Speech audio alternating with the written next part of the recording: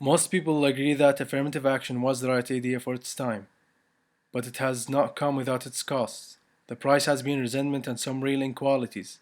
The very laws designed to prevent discrimination have, in fact, promoted discrimination in other forms. Affirmative action is a flawed system, often injuring those it seeks to help. Its methods to attain diversity are outdated and unwarranted. The focus of this debate is to provide arguments supporting the elimination of affirmative action. Affirmative action was first established nearly 50 years ago in hopes to level the playing field for minorities. Born of the civil rights movement, it is a federal agenda initiated in the 1960s that is designed to counteract historic discrimination faced by ethnic minorities, women, and other underrepresented groups. Many of these policies were put in place with the best of intentions, but they are no longer needed in a country that has made significant gains from its racially divisive past. Just how much has changed in the past 50 years? A generation of minority and women college graduates entered the workforce, a more integrated and diverse society, with a significant increase of minorities in management positions as CEOs, lawyers, educators, high ranking government officials. And the first African American president elected for a second term. Despite his success, the president acknowledges that affirmative action hasn't been as potent a force for racial progress as advocates would claim. He has said his own daughters do not deserve a leg up in admissions, and that he understands the resentment towards preferences by whites who do not feel privileged. Even the president recognizes that the current system is no longer an effective method for eliminating discrimination. Clearly, it's time for change. Affirmative action was just a temporary fix, a catch-up plan, adding extra opportunity where it had been missing in education and the workplace. In 2003, Supreme Court Justice Sandra Day Corner predicted that affirmative action would soon end because it would no longer be needed. The court expects that 25 years from now, the use of racial preferences would no longer be necessary to further the interests approved today. Affirmative action was a necessary but temporary response to help remedy the effects of prior discrimination, but only until a race-neutral system was achieved. Today, the Supreme Court may be on the verge of declaring victory in the fight against racial discrimination. Two cases threaten to uproot affirmative action programs at the nation's public colleges and universities, and the weakened federal statute guarding against discriminatory changes in the state and local voting procedures. Discrimination in university admissions. In Fisher versus University of Texas, the Supreme Court will decide if the school's methods of attracting minorities is unconstitutional. A white student who did not qualify for entry claims the school illegally discriminated against her because she was part of a pool of applicants who were evaluated using criteria that gave extra consideration to Black and Hispanic applicants. The state's Top 10% plan guarantees admission for residents in the top tenth of their high school class, and then additionally considers race in filling out the rest of each year's class to create a critical mass of racial groups. As a result of this policy, nearly 40% of students are minorities. An important issue in this Fisher case is whether it is still necessary to use race to admit a critical mass of racial diverse students. If public institutions can use other means to achieve this goal, such as giving a boost to economically disadvantaged applicants regardless of race, then a race-conscious system is not needed. Discrimination in voting rights. In Shelby County versus Holder, the court must decide whether Section 5 of the Voting Rights Act violates the Constitution because it singles out state and local governments based on a formula last updated in 1972. The law was passed to prohibit practices that interfere with a person's ability to vote, such as poll taxes and literacy tests. There is little question that these laws were successful. However, so much progress has been made since the law was passed in 1965 that its protections are no longer necessary. In fact, minority turnout now equals or surpasses white turnout in many states. Minority voting patterns. The U.S. electorate is becoming increasingly diverse. A 2012 Pew Research Center analysis attributed much of the increase in minority voting to the country's rapidly changing demographic makeup. Minority voter participation is growing and topped white turnout in last year's presidential election. In all, about 66% of eligible black voters cast ballots in 2012 compared to 64% of whites. Minority voters decided the 2012 election. President Obama received 80% of the vote from racial and ethnic minority groups, including 93% of the black vote compared to only 39% of the white vote. This victory proves that minority groups have significant political power and that the minority voice is well represented. Equality in voting has been achieved and affirmative actions are no longer justified. Preferences. Most Americans oppose affirmative action when it is defined as preferences. The public has generally been supportive of such efforts, but is decidedly opposed to the idea of providing preferential treatment to minorities. In a recent research survey, only 31% agreed that we should make every effort to improve the position of blacks and minorities, even if it means giving them preferential treatment. More than twice as many disagreed with this statement. Voters also opposed the use of affirmative action policies at colleges and universities and continue to believe the policies have not been successful despite being in place for 50 years.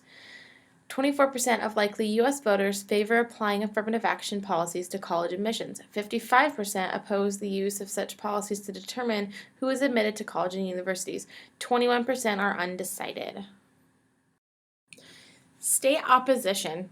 As opposition to affirmative action grows, many states have passed voter-initiated legislation to eliminate the use of preferences. California, Washington, and Michigan have banned affirmative action altogether, prohibiting preferential treatment based on race, sex, color, ethnicity, or national origin in public employment, education, and contracting. Nebraska and Arizona have banned government-sponsored affirmative action. New Hampshire and Oklahoma have banned affirmative action in education and employment. Florida and Georgia have banned affirmative action for college admissions.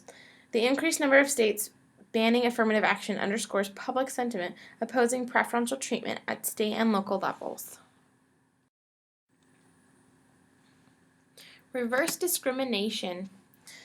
Policies that demonstrate an overt preference for applicants from particular backgrounds over better qualified or equally qualified candidates can be seen as a form of reverse discrimination, requiring the very discrimination it is seeking to eliminate. Non-minorities are often turned down in favor of minorities based on the traits that were meant to be excluded.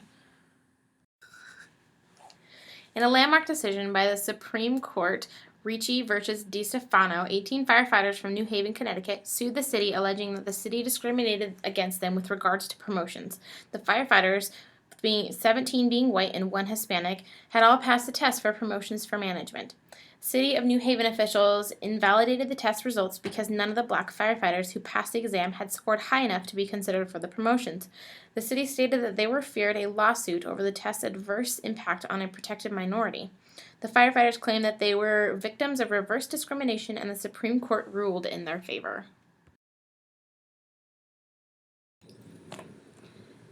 How does affirmative action affect businesses? It may compel employers to lower the standard for minorities and potentially overlook highly qualified applicants in favor of only marginally qualified applicants who meet affirmative action standards. This could lead to high turnover if the position turns out to be a poor fit or if the applicant fails to perform job duties optimally. It also raises doubts about the genuine achievements of the employee and whether they obtain the position based on merit, race, or gender. Small businesses in particular can face hardships because state and federal governments favor women and minority-owned businesses when awarding contracts and reject bids from non-minorities. Many federal agency contracts contain a compensation clause, sometimes as much as 10%, to hire socially and economically disadvantaged individuals. However, many non-disadvantaged entrepreneurs have taken advantage of these preferences, and the Supreme Court has restricted federal set-asides for only those who were victims of past racial discrimination. Although affirmative action can promote diversity and prevent discrimination in the workplace, it is commonly abused and used as a tool for those it was never intended. While affirmative action is aimed at promoting diversity in universities, it can actually harm those it's supposed to be helping. The effect is called mismatch, and it happens when a school gives a student a large admissions preference, sometimes because of athletic prowess or legacy connection, but usually because of race. Consequently, these students have weaker academic preparation than their classmates and have a difficult time keeping up or completing school. Nationally, only about 40% of underrepresented minorities earn a bachelor's degree within 6 years. An article in the Stanford Law Review suggests affirmative action reduces the number of blacks who qualify as lawyers by placing them in law schools for which they are ill-prepared. Nearly half of all black law students rank near the bottom of their class after the first year and were more likely to drop out and fail the bar exam. The study concluded that the number of new black lawyers in the United States would grow by 8% if affirmative action programs at all law schools were ended.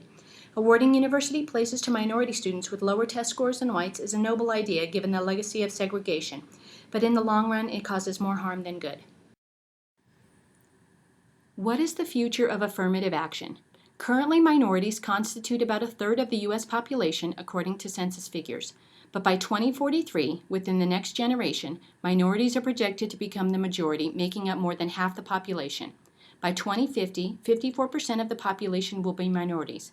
This highly symbolic shift to a majority-minority nation is due in large part to two factors.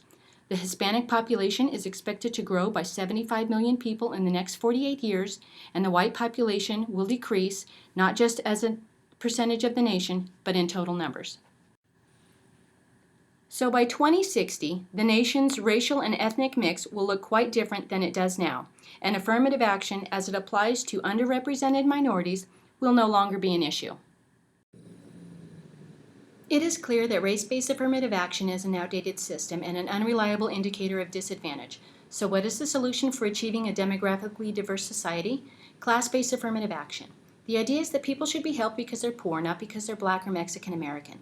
Class-based affirmative action would largely help minorities because they are disproportionately low income and would avoid granting preferences to middle and upper class minorities. Class-based programs are more effective than race-based, and integrating poor children of all races has not led to improved academic achievement. Only about 10% of low-income students earn a college degree by age 24. But integrating poor children with more affluent communities has yielded results, and the achievement gap at the elementary level was cut in half for math and by a third in reading. The very best solution to the problem of underrepresentation of minorities is to radically improve schooling at the K-12 level. Government should tackle disadvantage directly and eliminate racial designation. Selection on the basis of race is neither fair nor efficient. It replaces old injustices with new ones and divides society rather than unites it. Affirmative action should serve the truly disadvantaged of every color and ethnicity. Class-based programs are a way of maintaining affirmative action's political support while continuing to help racial minorities.